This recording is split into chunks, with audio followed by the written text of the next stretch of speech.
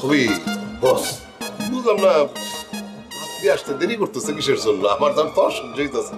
বস একটু ধৈর্য ধরেন, ইংরেজ ভাই পাত্রী আনতে গেছে, সবুরে মেয়া বলে। এই দেখতো আমার কেমন লাগতেছে?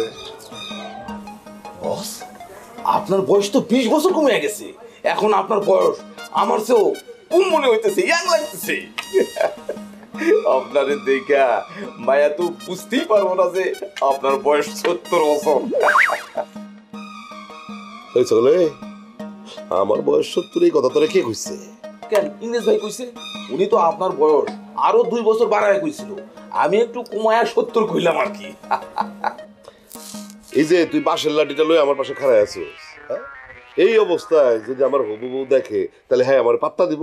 কব কিরকম লাইটাল মাইটাল নিয়ে ঘুরেছে? আরে আসল বন্দুক বাদ দে, একটা খেলনা বন্দুক যদি তুই রাখতি তাহলেও তো কথা আছে।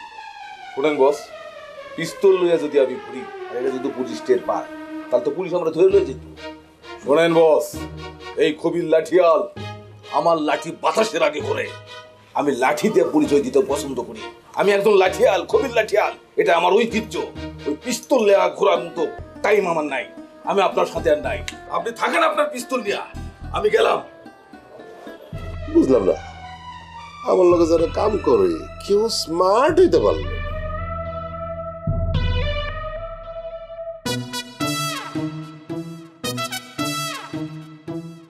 দুলা ভাই অনেক ঘোরাঘুরি হলো, তাহলে এখন আমি বাসায় যাই।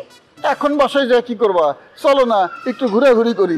ঘোরাঘুরি করলে তোমারও মনটা ভালো থাকবো, আমারও মনটা ফুর্তিতে থাকবো। হায় আল্লাহ দুলা ভাই, কি বলছেন আপনি? মানে এতক্ষণ আমরা কি করলাম? ঘোরাঘুরি তো করলাম, তাই না?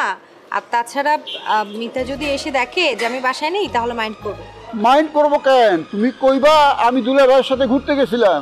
আমার কথা কইলে তোমার 7 খুন মাপ, আর যদি কিছু কয় আমারই কইবা, আমি সেটা সামলামু। দুলা ভাই আপনি তো ঘর জামাই, শ্বশুরবাড়িতে থাকেন, জামাই আদর পান, আপনি বুঝবেন না।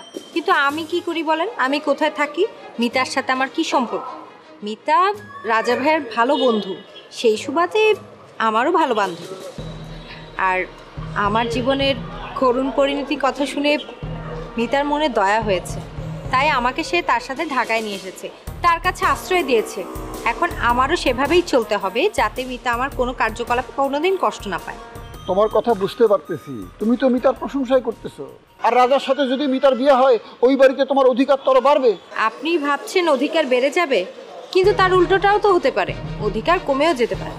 শোনেন, একটা মানুষ যখন একা থাকে, মানে বিয়ের আগে, সে তার নিজের জীবন নিয়ে থাকে, সে তার চিন্তাভাবনা নিয়ে থাকে, একা লাইফ লিড করে, অনেক কিছু একা একা ভাবে, তখন সে ফ্রি থাকে, তাই বন্ধুকে সময় দিতে পারে। আর মানুষের যখন বিয়ে হয়ে যায় তখন তো তার চিন্তাভাবনা, তার জীবন একা থাকে না, আরেকজনের সাথে জড়িত হয়ে যায়, তখন সে চাইলেও তার বন্ধুদেরকে আর আগের মতো সময় দিতে পারে না। তোমার প্রত্যেকটা কথার যুক্তি আছে, তুমি জটিল চিন্তাবিদ, প্রত্যেকটা চিন্তা আগেই করে রাখো। তোমার কথায় আমি অভিভূত।